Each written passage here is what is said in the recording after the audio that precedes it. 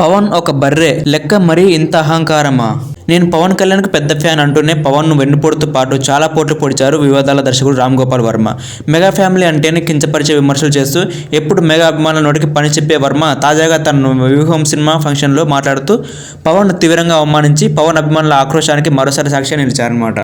తెలంగాణ ఎన్నికల్లో పోటీ చేసి ఓడిపోయిన బర్రెలక్కతో పవన్ను పోలుస్తూ పవన్ కంటే బర్రెలక్కే బెటర్ అంటూ మాట్లాడారు.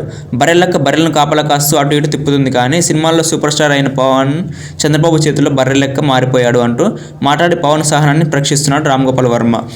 బర్రెలక్క ప్రభుత్వాన్ని ప్రశ్నించి ఫేమస్ అయితే ఆర్జీవీ లాంటి పరాన్నజీవి ప్రభుత్వానికి కొత్తగా మారి జగన్ దగ్గర ప్యాకేజీ తీసుకుని జగన్ చేతిలో బర్రెలెక్క తయారయ్యారని, ఆర్జీవీ కంటే ఆ బర్రెలెక్క చాలా బెటర్ అంటూ పవన్ ఫ్యాన్స్ ఆర్జీవీకి అంతే ఘాటుగా బదిలిస్తున్నారు.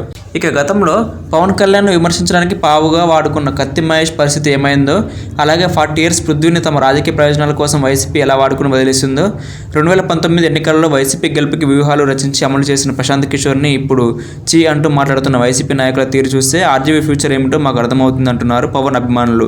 ప్రత్యర్థులపై విమర్శలు చేయడానికి కూడా ఒక బోర్డర్ లైన్ అనేది ఉంటుంది. దాన్ని వైసీపీ నేతలు వారికి మద్దతు తెలిపి పోసాని ఆర్జీవీ లాంటి వారు ఎప్పుడు దాటేశారు. అధికార పార్టీ అండ ఉంది కదా అని మరీ ఇంత అలా రెచ్చిపోయి అహంకారపూరిత విమర్శలకు పాల్పడితే చివరికి అదే అధికారం కోల్పోతే వచ్చే పరిమాణాలను కూడా ఒక్కసారి దృష్టిలో ఉంచుకోవాలని హెచ్చరిస్తున్నారు పవన్ అభిమానులు అన్నమాట. ఎందరో మహానేతలకే ఓటమి భారం తప్పలేదు. అలాంటిది జగన్ను చూసుకుని రెచ్చిపోయేటువంటి వారికి ఆ ఓటమి భయాన్ని వచ్చే ఎన్నికలలో తమ ఓటుతో ఖచ్చితంగా రుచి చూపిస్తామంటూ ఆవేశంతో ఊగిపోతున్నారు పవన్ కళ్యాణ్ అభిమానులు, అలాగే జన సైనికులు. మరి ఆర్జీవీ చేసినటువంటి ఇలాంటి కామెంట్ల గురించి మీరేమనుకుంటున్నారో కామెంట్ రూపంలో తెలియజేయండి.